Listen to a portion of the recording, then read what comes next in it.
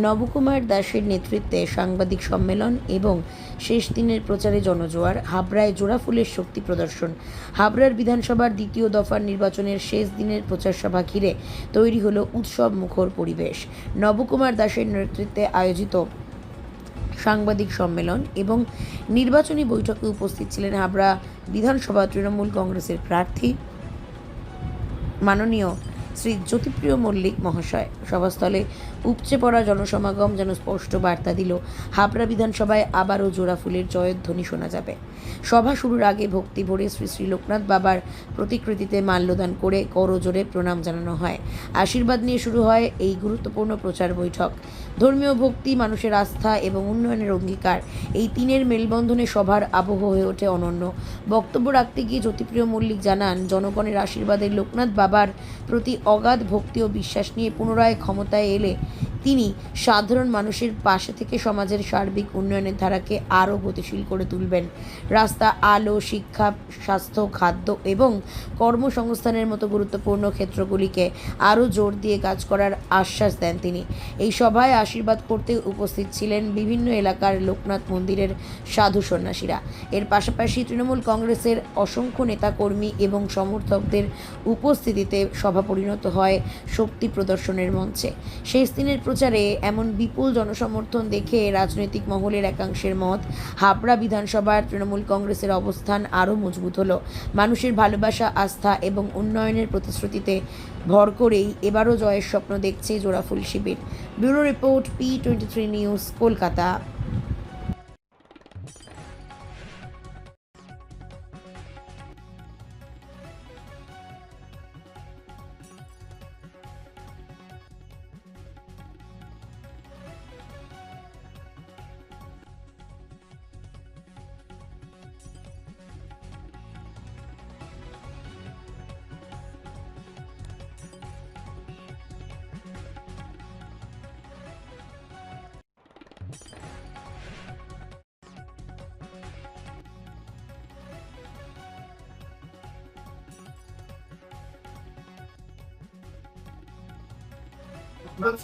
সংঘ থেকে চাকরাধাম থেকে লোকনাথ বাবার অনুষ্ঠান আমরা ওখান থেকে আগে এসেছি। আমরা মাননীয় মুখ্যমন্ত্রী যার অবদানকে আমরা কোনদিনই ভুলতে পারবো না, সেই অবদানের উদ্দেশ্য করে আজকে মাননীয় মুখ্যমন্ত্রী অনুপ্রেরণায় ওনার কথা মতো আজকে আমরা হাবড়া বিধানসভায় এসে উপস্থিত হয়েছি। অজস্র লোকের সংখ্যা আজকে আমরা পাবো, আমরা বুঝতে পারিনি। এত মহিলা, এত লোক, আমরা আজকে হাবড়াকে এত আজকে জনসমুদ্র আজকে আমরা এসে আমরা এখানে গর্বিত। এই মাননীয় মুখ্যমন্ত্রী আজকে পশ্চিমবাংলায় আমরা জানি এই সনাতনী ধর্ম নিয়ে আজকে যে নোংরামি চলছে, কিন্তু মাননীয় মুখ্যমন্ত্রী সনাতনী ধর্মের উপরে উনি যা ভালোবাসে, উনি লোকনাথ বাবার সমস্ত ধর্মকে উনি ভালোবাসেন।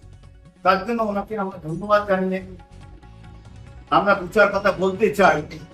এটাই যে আজকে মাননীয় মুখ্যমন্ত্রী উনি নিজে বলে গেছেন যে হাবড়াবাসীর জন্য আমি সব কিছু করবো। আজকে হাবড়াবাসী যা চাইবে আমরা হাবড়াবাসীর জন্য আমরা সব কিছু করে দিতে আমি রাজি আছি। আমরা মাননীয় মুখ্যমন্ত্রীকে ধন্যবাদ জানি এবং বারুদার কাছে আমরা রিকোয়েস্ট করবো, যদি কেউ মল্লিকের কাছে আমরা রিকোয়েস্ট করবো, আপনি জিতবেন আমরা জানি, কিন্তু এই প্রতিশ্রুতি মাননীয় মুখ্যমন্ত্রীর প্রতিশ্রুতি হাবড়াবাসীকে যেন কোনো সময় আমরা ভুলে না যাই। যখন যেখানে হাবড়াবাসী আপনার কাছে আসবে আপনি তাদেরকে মনে রাখবেন। আমি এই বলেই আমি বক্তব্য রাখতে বলছি। এবারে আমাদের সঙ্গে বিভিন্ন জায়গা থেকে বিভিন্ন দূর দূরান্ত থেকে সাধু বাবা এসছেন।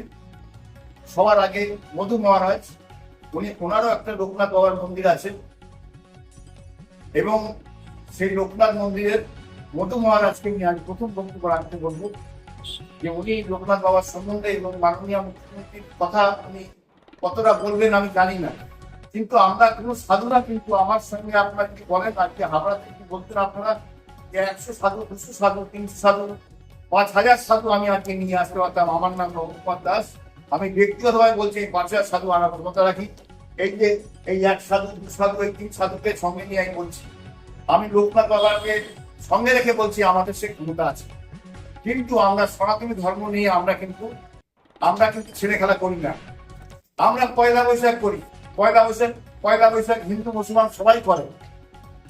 তাহলে হিন্দু মুসলমান জৈন খ্রিস্টান পয়লা বৈশাখ করে, তাহলে পয়লা বৈশাখ তো সনাতনী ধর্ম কেন্দ্রিক করে। আমি বেশি কথা না বলে আমি মধুবান আজকে বিচার কথা বলার জন্য আমাদের মহারাজকে আমি উত্তরীয় বাড়ি বলিয়ে ধন্যবাদ জানাচ্ছি। জয় বাবা লোকনাথ, জয় বাবা লোকনাথ বলিয়ে সম্মানিত করছি। সবাই হাততালি দেবে। জয় বাবা লোকনাথ। জয় বাবা লোকনাথ।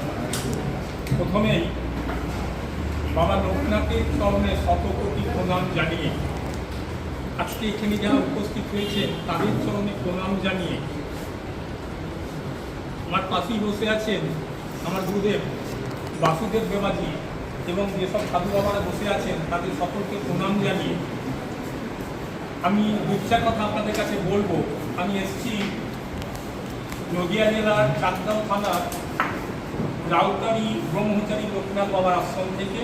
আজকে এই যে সামনে নির্বাচন এসেছে, এই যে আমরা সাংবাদিক সম্মেলন করছি, এই সম্মেলন করতে এখানে বসেছি কেন? ব্যাপারটা হচ্ছে আজকে সনাতন ধর্ম নিয়ে ছেলে খেলা হচ্ছে, একে নিয়ে যেন ব্যবসা হচ্ছে। স্বয়ং বাবা লোকনাথ এখানে উপস্থিত আছেন। বাবা লোকনাথ কি বলেছেন? বাবা লোকনাথ বলেছেন সনাতন ধর্মের ওপরে পৃথিবীতে কোনো ধর্ম নেই। হিন্দুরা বলে ভগবান, মুসলমানরা বলে আল্লাহ, খ্রিস্টানরা বলে গড। আমরা একটা কথা বলে থাকি, ভগবান বলেছেন এক ও অদ্বিতীয়, অর্থাৎ আমি এক। পাচ্ছি কিছু কিছু সনাতনী নাম নিয়ে যেন বুক চিরে দেখাচ্ছেন, যে বুক চিরে যেমন রামকে দেখানো হয়েছিল হনুমান, তারা যেন দেখাচ্ছেন যে ভগবান এটা আমার বুকের মধ্যে রয়েছে। বাস্তবটা সেটা না। এই জন্য বাবা লোকনাথ সনাতনী ব্যাখ্যা দিতে গিয়ে বললেন সারা পৃথিবী ঘুরলাম, ব্রাহ্মণ দেখলাম 3 জন, মক্কায় আব্দুল ভকর, আর ভারতে কৈলাস গোস্বামী, আর বাবা লোকনাথ বলেন আমি নিজে। তো সেই সনাতনীদের নিয়ে আজকে যেগুলো হচ্ছে, যারা সনাতনী বলে এত মানুষকে খেপাচ্ছে, তারা প্রকৃত কি সনাতনী?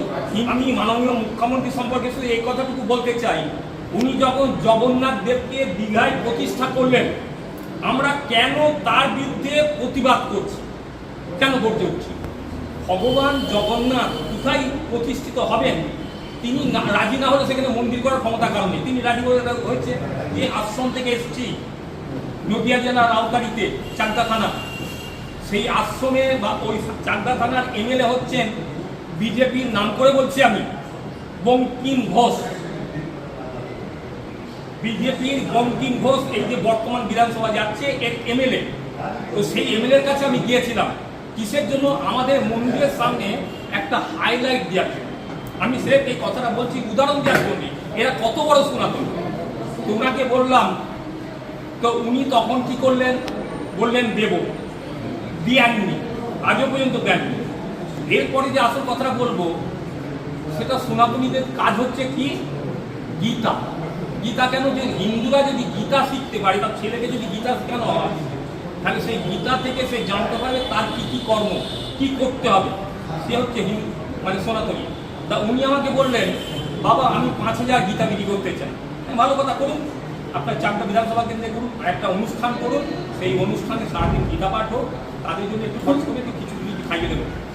তো ওই ভদ্রলোকের কাছে আমরা দীঘার রামনগরে একজন নামকরা সনাতনী, যাকে ভারতের বিভিন্ন প্রান্তের লোক এক ডাকে চেনে, দেবানন্দ শাস্ত্রী, তিনি একটা অনুষ্ঠান করছিলেন।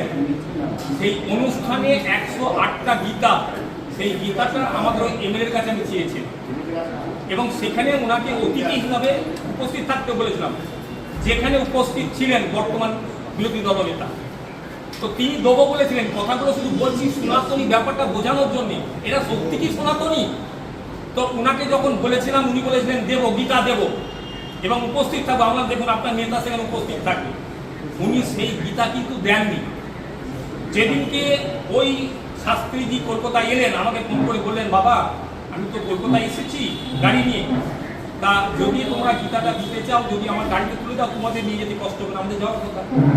তা আমি তখন বঙ্কিমবাবুকে ফোন করে বললাম যে এই ব্যাপার। উনি বললেন কলেজ স্ট্রিট থেকে কিনে নিতে বললেন, আমি টাকা দিয়ে দেবো। আজকে 2 বছরই গল্প করেছি। উনি কিন্তু একটা গীতাও আমাদের না চান্দা কেন্দ্রে দিয়েছে, না সেই অনুষ্ঠানে গীতা দিয়েছে। তিনি সনাতনী, তিনি গীতাই দেন না। এবং যিনি, আমি বলছি তিনি RSS এর লোক, আমি নাম করে বলছি, তিনি RSS এর লোক, সেইখানে তিনি গীতা দেন। তো যিনি RSS কেই মানেন না, যিনি বিজেপিকেই মানেন না, যিনি গীতা দেন না, তাদের মধ্যে থেকে বসে সব সনাতনী সনাতনী করে চিৎকার করছে। সাধুদের কাজই হচ্ছে ত্যাগী। আজকে যারা এই সনাতনী সনাতনী বলে চিৎকার করছে, তারা বাস্তবিক সনাতনী নয়। এই সনাতনীকে নিয়ে ব্যবসা করতে চাইছে, সনাতনীদের নাম ভাঙিয়ে তারা খেতে চাইছে। এই জায়গায় আমাদের বক্তব্য হচ্ছে যে আপনারা সতর্ক হন। যাদেরকে সনাতনী মনে করে, সনাতনী মানেই শুধু হিন্দু নয়, এই সাংবাদিক সম্রাট মাত্র, আমি একটাই আবেদন রাখতে চাই, আপনারা সেই সনাতনীকে চিনে নিন। আমার পাশে এসেছেন বালুদা, আপনারা হয়তো দেখতে পাচ্ছেন বালুদাকে। তো সেই জায়গায় দাঁড়িয়ে আমি একটা কথা বলতে চাই, এই হাবড়াবাসীর কাছে মানে গল্প করা বালুদা সম্পর্কে, মানে মার কাছে মাসির গল্প করা। তিনি এখানকার বিধায়ক, তিনি এর আগে বিধায়ক ছিলেন গাইঘাটায়। বহুদিন ধরে তাকে আমি চিনি, জানি, তার সম্পর্কে আমার কিছু বলার নেই। আপনারা ভালো বুঝবেন যে কে ভালো না কালো, কিন্তু আমি একটা কথা শুধু বলতে চাই, আপনারা প্রতিদিন সনাতনী সনাতনী করে যা ঠিকঠাক করে গলা ফাটাচ্ছে আর বুক চিরে দেখাচ্ছে, তাদেরকে একটু চিনে নিন। আমাদের সাধু সমাজকে সুস্থভাবে ঠাকুরের মাননীয় জনপ্রিয় মল্লিককে আমাদের মহারাজ করাচ্ছেন। যখন তোমরা বিপদে পড়বে আমাকে রক্ষা করবে। আমি বাবাই ওনাকে পাঠিয়েছে, নাহলে তুমি ইচ্ছা করে এসে দাঁড়াতে পারেন। কেউ যদি, আমি যদি মনে করি আমি আজকে ইলেকশনে লড়বো, আমি কি দাঁড়াতে পারবো? তিনি সব সিস্টেম রক্ষা করে রেখেছেন। তিনি ঠিক করা যে আজকের দিনে কাজেই মানুষের পাশে থাকবে, মানুষকে যে ভালোবাসবে, বাবা তাকেই করবে এবং সমস্ত জনগণ ওনার মাধ্যমেই এই মানুষকে সেবা দেওয়ার জন্য সাধু বাবাজিকে নিয়ে এসছেন এই ময়দানে। আমার যাতে আমরা এই অঞ্চল, ওনার অঞ্চলটা যাতে আরও উন্নতি করতে পারে, সবার কাছে হাসি মুখ ফোটাতে পারে, আমি এই কামনা করবো।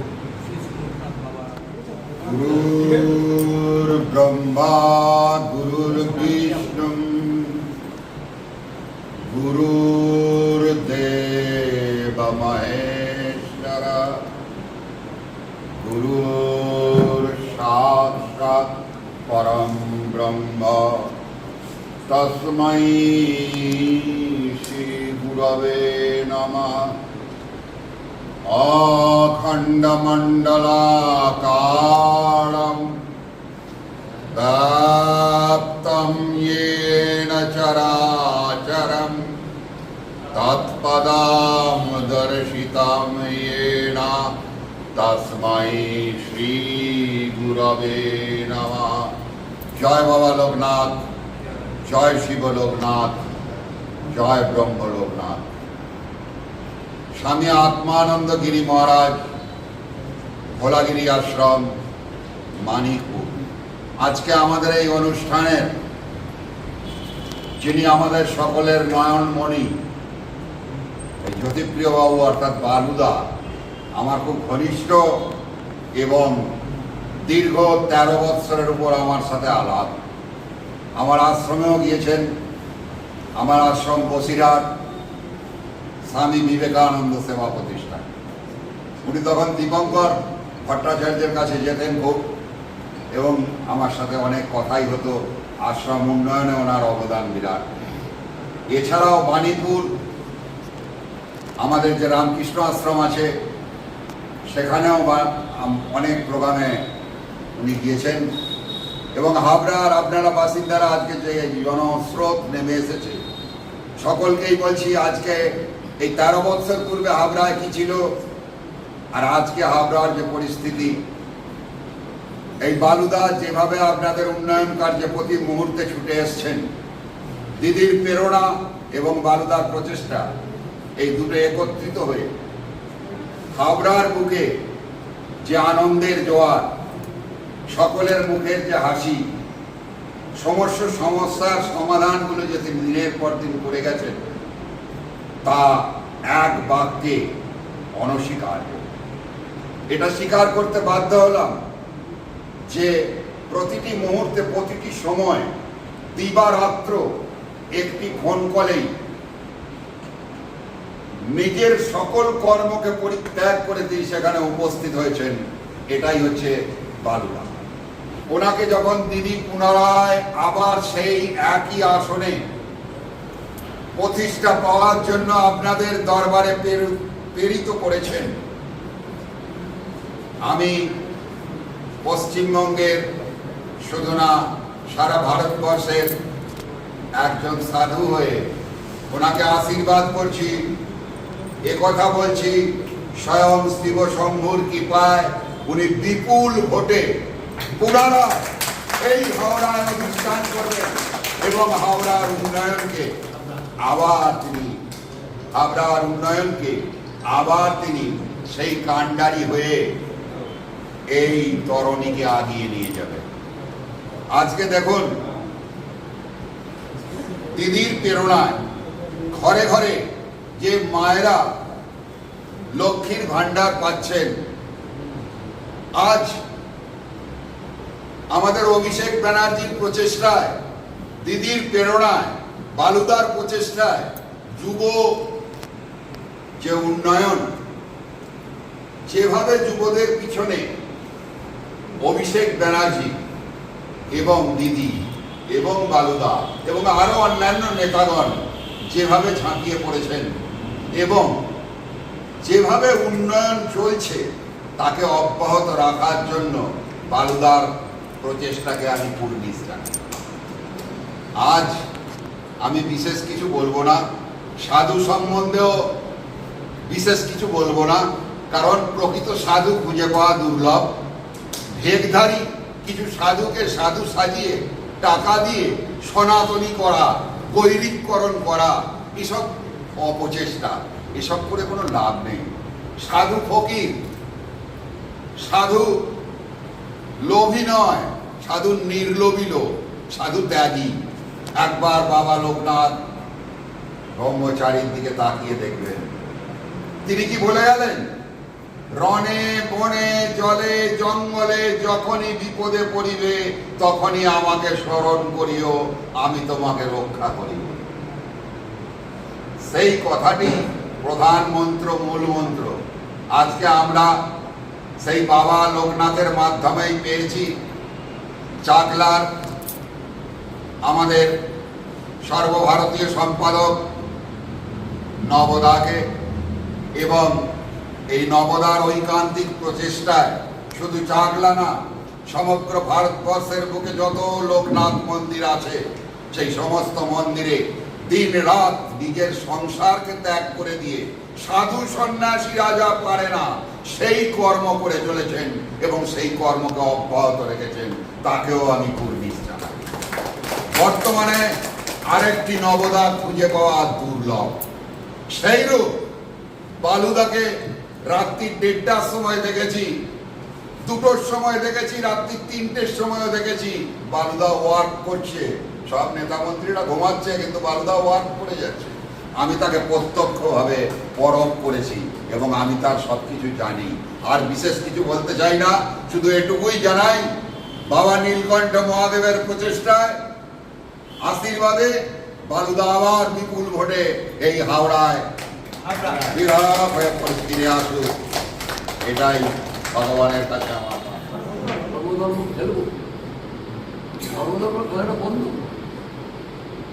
আমি তো আমার ঠাকুরকে বুকে রেখে দিয়েছি।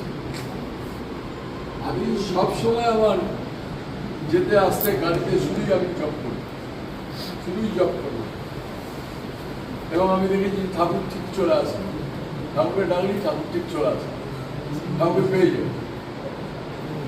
আমরা এই ঠাকুর চলে আসে, ঠিক চলে আসে। সকালবেলা উঠে আমি একদম নিয়মিত ঘুম থেকে উঠি বালিশের তলায় থাকে হনুমান চালিসের আমি এসে পড়ি 7 বার কমপ্লিট করে পড়াশোনার পর সেটাকে আরো ভালো করে চাপা দিয়ে গেছে আবার যে বালিশের তলায় আমি রাখি করি বালিশের তলায় রেখে পকেটে অল টাইম আমার ঠাকুর থাকে অল টাইম আমি ঠাকুর নিয়ে ঘুরে বেড়াই। সব সময় যখনই পাই তখন ঠাকুরকে পড়াই আমার পকেটের মধ্যে ঠাকুর আমার সাথে সব সময় যখনই বলি ঠাকুর ঠাকুর ঠিক যখনই বিপদে পড়ি তখনই দেখি ঠাকুর চলে আসে। যখনই বিপদে পড়ি ঠাকুরকে স্মরণ করি তাহলে সেই ঠাকুরকে নিয়ে আমি কেন রাজনীতি করি? সবার মাথায় সব সবাইকে ছুঁয়ে দেবো সবাই স্পর্শ করো আমার ঠাকুর। এই জন্যই তো বললাম আমাদের যে 28 তারিখে আমি রঘুনাথ বাবা মন্দিরে যাবোই যাবো ওখানে আমি মন্দিরের ভেতরে আমাকে 10 মিনিট বসে থাকবো আমাকে পুজো দিয়ে আমি বসে থাকবো ওখানে। আর 29 তারিখে আমার ভোট। আমি আপনাকে বলছি ঠাকুরের আশীর্বাদ বর্ষিত হলে আমাকে কেউ আটকাতে পারবে না। আমি জিতবই জিতে